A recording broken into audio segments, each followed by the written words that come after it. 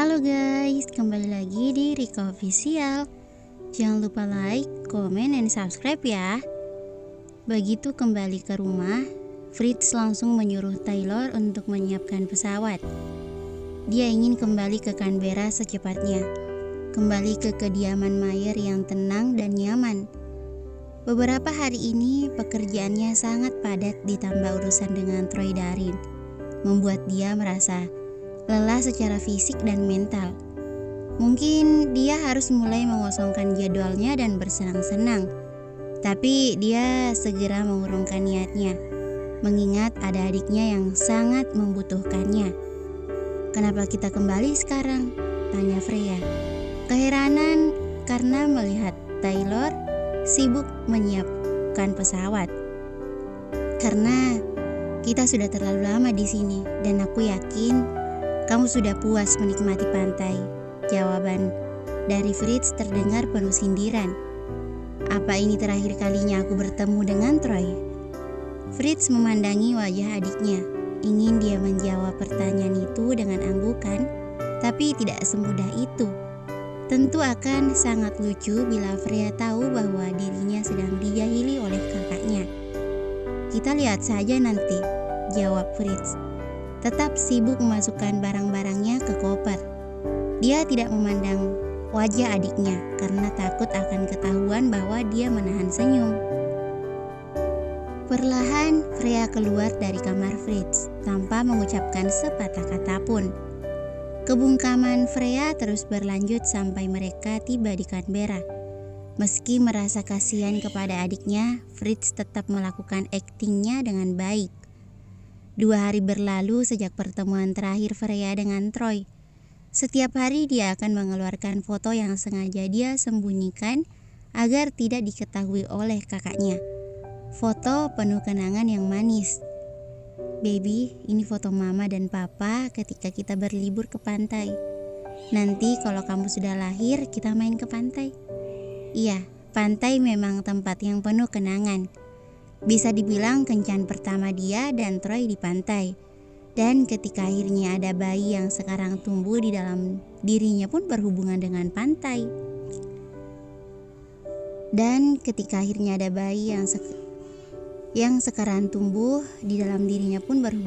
pantai. Mengingat hal itu, Freya sedikit tersipu malu. "Ya ampun, aku mikir apa sih?" Lalu Freya menyimpan foto itu lagi. Di perpustakaan, Fritz sedang sibuk dengan beberapa dokumen. Meski sudah malam, dia tetap berkutat dengan pekerjaan. Ketika pintu perpustakaan terbuka, Fritz yang tengah sibuk mendongakkan kepalanya. Dilihatnya Freya berjalan perlahan menuju ke arahnya. "Kok belum tidur?" tanya Fritz melihat jam yang sudah menunjukkan pukul 10 malam. "Aku baru kepikiran satu hal. Kapan aku bisa berbelanja kebutuhan baby?" jawab Freya. Fritz tidak langsung merespon perkataan adiknya. Dia hanya melihat ponselnya dan mengetuk beberapa kali sebelum meletakkan ponsel itu di meja. "How about next week?" "Sounds good." Freya menghiasi wajahnya dengan senyuman. "Sudah ada listnya." Fritz terlihat antusias. "Auntie Jojo sudah membuatkan listnya, dia akan memandu kita," jawab Freya. Setelah beberapa minggu tidak bertemu, Jovita meminta kompensasi karena sudah melewatkan waktu pemeriksaan keponakannya. Dia meminta agar Freya menyetujui semua agenda yang sudah dibuatnya. Berbelanja kebutuhan bayi. Tak tanggung-tanggung, Jovita juga sudah mengirimkan daftar belanjaan melalui email. Sangat banyak dan rinci. "Oke, kita memang perlu orang yang menguasai hal semacam ini," kata Fritz sembari tersenyum. Dia tidak pernah menyangka bahwa kehadiran sahabat adiknya yang dulu dia anggap gangguan, kini membawa berkah tersendiri. Berkat Jovita, Freya berhasil melewati masa sulit dalam hidupnya dan terus bertahan hingga saat ini. Dan hidupnya yang sepi menjadi sedikit ramai. Tiba-tiba saja dia menjadi sedih memikirkan kalau Freya sudah tidak tinggal dengannya lagi. Dia akan merasa kesepian lagi. "Kenapa?" Kelihatannya sedih. Freya yang menangkap raut wajah sedih kakaknya merasa penasaran. Aku berpikir suatu saat nanti kita akan menjalani hidup masing-masing dan aku akan sendiri lagi. Itu yang membuatku sedih. Aku gak akan pernah meninggalkan kamu sendirian. Kalau aku gak ada, Jojo pasti akan dengan senang hati menemani. Entahlah, Freya tidak percaya dia akan mengatakan hal itu. Tapi jauh di dalam hatinya, dia ingin kakaknya mendapatkan seseorang yang sebaik dan sepeduli Jovita. Apa mungkin dia harus menjodohkan keduanya? Rasanya akan menyenangkan mengetahui bahwa sahabat kita menjadi kakak ipar. Membayangkan itu membuat Freya tersenyum sendiri. Tidak ada salahnya jika dia mencoba hal itu. Apalagi keduanya sekarang sama-sama single. Kenapa sekarang kamu tersenyum begitu? Mencurigakan. Fritz terlihat keheranan. Rahasia. Lalu Freya berjalan keluar perpustakaan, membiarkan kakaknya yang kebingungan mengartikan senyum Freya. Menginjakan kakinya di bandara Canberra, Troy tidak bisa menyembunyikan senyumnya. Hanya ditemani oleh Mr. Khan, Troy melangkah perlahan menuju mobil. Dengan bantuan tongkatnya, Troy merasa sedikit kesulitan berjalan, tapi itu lebih baik daripada menggunakan kursi roda. Apa apartemen sudah dibersihkan? Tanya Troy tidak sabar dengan kembali ke apartemennya yang penuh dengan kenangan. Ya sir, jawabkan. Troy menimbang-nimbang apakah dia akan langsung menuju apartemennya atau ke rumah keluarga Mayer. Jujur saja dia tidak sabar untuk bertemu dengan istrinya, mengingat Fritz Mayer sudah memberinya restu. Tapi dia masih merasa ragu. Pada akhirnya dia memutuskan untuk kembali ke apartemennya. Benar kata Mr. Khan, apartemen itu bersih. Bahkan mungkin tidak ada debu yang berani menempel. Setelah merebahkan tubuhnya di sofa, Troy segera mengambil ponselnya dan melakukan panggilan. Halo, aku sudah sampai di Canberra, kata Troy ketika sambungan teleponnya diangkat. Besok makan malam di hotel, jawab sang suara di ujung sambungan. Pembicaraan singkat itu hanya bisa dipahami oleh mereka berdua. Meski begitu, Troy tetap senang mendengar kabar baik itu. Sir, apa Anda perlu seseorang untuk membantu Anda? Tanya Mr. Khan setelah menyelesaikan pekerjaannya. Mr. Khan khawatir kalau Troy akan merasa kesulitan mengurus dirinya kalau sendirian. Enggak, aku bisa sendiri, jawab Troy sambil memandangi sekitarnya. Kan, ambil libur beberapa hari. Aku tahu kamu pasti lelah selama aku nggak ada. Mr. Khan yang mendengar ucapan itu merasa tersentuh. Dia tidak menyangka bahwa bosnya yang terkadang sangat menyebalkan ternyata memiliki sisi lembut yang tidak diketahui banyak orang. Yes sir, terima kasih, jawab Mr. Khan. Sepeninggalan Mr. Khan, apartemen terlihat sepi. Troy yang seorang diri mencoba mengelilingi apartemen yang sudah lama tidak dia kunjungi. Dengan bantuan tongkatnya, Troy berkeliling, menyusuri setiap sudut apartemennya yang dulu pernah dia tinggali bersama dengan Venita. Sampai di kamarnya, Troy merebahkan diri. Teringat sesuatu, Troy membuka dompetnya dan mengeluarkan kertas foto yang belakangan ini berada di dompetnya. Foto itu tidak menampakkan wajah ataupun pemandangan. Hanya ada gumpalan yang berbentuk seperti anak kucing yang meringkuk. Meski Troy sedikit merasa aneh dengan bentuknya, tapi dia tetap merasa gambar itu adalah gambar yang paling indah yang pernah dilihatnya. Hey baby, apa kabar? Kamu baik-baik aja sama mama? Troy mengusap foto itu dengan lembut, seolah foto itu akan rusak bila dia memperlakukan dengan tidak baik. Sabar ya, sebentar lagi kita akan bertemu. Senyum Troy terkembang.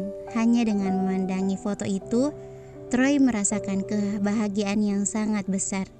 Seolah semua kesedihannya sirna, tergantikan oleh kebahagiaan karena gumpalan yang bergerak tak beraturan ketika dia menyentuh perut Venita. Iya, Troy merasa menjadi orang yang sangat lebay di dunia. Meski baru pertama kali merasakan gerakan itu, Troy merasa dirinya sudah kenal lama dengan gumpalan itu. Apakah ini yang dinamakan ikatan batin? Freya tidak memahami apa yang ada di pikiran kakaknya. Dia baru saja keluar dari ruang sauna ketika Fritz langsung mengajaknya ke kamar. "Ada apa?" tanya Freya penuh rasa penasaran.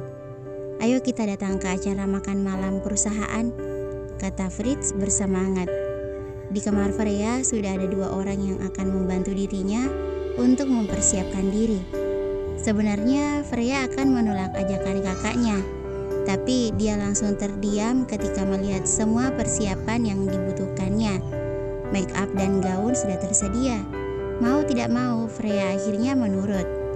Tania yang sudah beberapa kali berias wajah Freya langsung memulai aksinya. Dia seolah mendapatkan kesempatan besar untuk bisa mengolah wajah Freya menjadi sebuah karya seni. Dan Freya sepenuhnya percaya kepada Tania untuk urusan make up dan rambutnya. Karena Freya selalu merasa puas mendapati hasil riasan Tania terhadap dirinya. Di depan lemari bajunya tergantung sebuah gaun panjang yang sangat cantik. Gaun itu berwarna hijau toska dengan belahan dada yang rendah. "Apa gaun itu tidak terlalu rendah?" tanya Freya kepada Tania. Sambil terus melanjutkan pekerjaannya, Tania menjawab, "Tentu tidak, Miss. Gaun ini akan memancarkan aura yang bagus saat dikenakan." "Apa kau yakin?" Terlihat jelas rasa tidak percaya diri terdengar dalam suara Freya. "Kita akan mengetahuinya ketika Anda mengenakannya." Tania terus saja memberikan semangat, meski perkataan Tania terlihat meyakinkan. Tidak begitu dengan Freya. Dia tetap merasa kalau gaun yang telah disiapkan itu terlalu terbuka, mengekspos asetnya yang sedang mengalami puncak pertumbuhan karena kehamilan. Hampir 1 jam lebih Freya duduk dengan tenang di kursi, mendapati wajah dan rambutnya berubah secara perlahan. Yang membuat dia heran, make up yang dibuat oleh Tania terlihat sangat tipis dan natural. Tapi kenapa membutuhkan waktu lama? Ditambah lagi tatanan rambut yang tergerai bergelombang. "Mari saya bantu mengenakan gaunnya," ucap Tania ketika puas melihat hasil riasannya. Karena terlalu lama duduk, Freya sedikit merasa kesemutan. Untungnya dia bisa segera menguasai tubuhnya dan bangkit untuk berganti baju, mengenakan gaun yang menurutnya sangat tidak pantas dikenakan oleh wanita hamil seperti dirinya. Tak butuh waktu lama bagi Freya untuk berganti baju. Dia sangat beruntung karena Tania dan asistennya dengan cekatan membantunya. Begitu mematuk dirinya di depan cermin, Freya merasa tidak percaya dengan apa yang dilihatnya. Gaun itu benar-benar pas untuk tubuhnya. Memang terlihat seksi karena dadanya yang penuh, seolah ingin memberontak keluar. Tapi itu masih bisa dikategorikan biasa. Dan benar kata Tania, bahwa gaun itu memang sangat bagus dan pas, memancarkan kecantikannya. Apalagi kain yang jatuh mengikuti bentuk tubuhnya membuat dirinya seperti Dewi. Sepertinya Freya terlalu terpesona dengan dirinya sendiri. Bagian akhir untuk menambah penampilan Freya adalah sepatu. Low block heels warna silver yang senada dengan hiasan yang ada di baju Freya membuatnya semakin menarik perhatian. Fritz yang sedari tadi mengamati perubahan adiknya merasa terpana. Dia memang selalu memuji kecantikan adiknya yang mirip dengan sang mama. Tapi malam ini dia terlihat bagaikan jelmaan mama yang sangat dirindukannya. "Kamu mirip mama," kata Fritz dengan lirih. Beruntungnya, Fritz masih bisa melihat mamanya dengan sosok Freya. "Terima kasih," balas Freya tersenyum puas. "Ayo kita berangkat." Fritz memasang lengan kanannya agar Freya bisa menggandengnya. "Terima kasih Tania," ucap Freya sebelum benar-benar meninggalkan kamarnya. Sudah sangat lama Freya tidak menghadiri acara makan malam yang ramai. Karena kesehatannya yang sempat menurun, dia tidak bisa melangkahkan kakinya untuk menikmati acara yang menyenangkan ini. Dan malam ini dia terlihat sangat antusias. Makan malam sudah dimulai ketika Freya dan Fritz memasuki ruangan. Banyak mata yang mengalihkan pandangannya ketika melihat kedatangan mereka. Semuanya merasa takjub dan kagum dengan visual kedua tamu yang baru memasuki ruangan. Segera saja seorang asisten membimbing mereka menuju meja yang sudah disiapkan. Kejutan kecil yang tersaji membuat Freya merasa tidak percaya. Jovita, sahabatnya, telah duduk manis di meja yang dia tuju. Bahkan Jovita terlihat sangat manis dengan gaun brokatnya yang menerawang. Memandangi Jovita, seolah meminta penjelasan yang hanya dijawab dengan gelengan kepala. Freya tidak mendapatkan apa yang dia mau. Total ada 10 meja bundar besar yang mengisi ruangan. Di setiap meja akan diisi oleh 6-8 orang. Itu artinya ada sekitar 80 orang yang menghadiri makan malam. Dan kesemuanya terlihat sangat mengagumkan. Ketika makan malam telah usai, Fritz berjalan menuju ke sebuah podium yang sudah disediakan oleh pihak penyelenggara. Mengetuk mikrofon yang terpasang untuk mengetes suara. Mendehem untuk memperjelas suaranya, Fritz meminta atensi semua yang hadir. Selamat malam semuanya. Jelas semua atensi tertuju kepada Fritz. Pimpinan Mayer Company sedang memberikan beberapa patah kata. Semoga kalian menikmati makan malam yang ada. Sebenarnya acara ini sangat dadakan. Aku meminta sekretarisku mempersiapkan semuanya hanya dalam waktu 3 hari. Maaf Sheila, membuat kamu harus lembur. Sheila yang duduk di samping Freya mengangkat gelas winnya secara seraya tersenyum. Ada hal yang ingin aku bagikan kepada kalian. Hal yang membahagiakan yang sedang melingkupi keluargaku. Tatapan Fritz menuju ke arah Freya. Beberapa tahun yang lalu, aku bertemu dengan adik kandungku. Kami berpisah ketika dia masih kecil, dan sekarang dia tengah menanti kelahiran anaknya, keponakanku. Freya langsung berdiri dan membungkukkan badannya. Ada satu lagi yang belum aku sebutkan. Fritz sengaja mengambil jeda yang panjang, memikirkan kata yang tepat untuk diucapkan. Aku ingin memperkenalkan anggota keluarga baru. Perlu waktu lama bagiku untuk bisa menerima kehadirannya, karena dia akan menjadi sainganku dalam merebutkan perhatian adikku. Please welcome sir. Sesosok jangkung dalam balutan jas berwarna krim berjalan dari ujung ruangan. Perlahan dia mendekat, lalu tampaklah pemandangan yang tak biasa. Sosok itu berjalan dengan bantuan tongkat. Ketika mendekati Fritz yang berada di bawah sinar lampu, barulah semua orang bisa melihat wajah tampan sosok itu. Troy Michaela Darin. Beberapa orang terkejut karena mendapati seorang Darin yang sempurna itu kini berjalan dengan bantuan tongkat. Dan ada luka yang cukup dalam yang menggores bagian pelipisnya. Meski begitu, ketampanan seorang Darin tidak luntur. Di mejanya, Freya hanya bisa mematung tak percaya dengan apa yang dilihatnya. Benarkah dia yang berjalan menuju podium adalah Troy? Kenapa dia ada di sini? Mata tajam Troy tak melepaskan kuncian tatapannya dari Freya, seolah bisa merobek apa saja yang dilewati oleh pandangan itu. Terima kasih Fritz. Troy yang sedikit kesulitan untuk naik podium dibantu oleh Fritz. Bantuan itu diterima Troy dengan senang hati. Dialah saingan terberat dalam hidupku saat ini, karena adikku tersayang sudah jatuh hati padanya.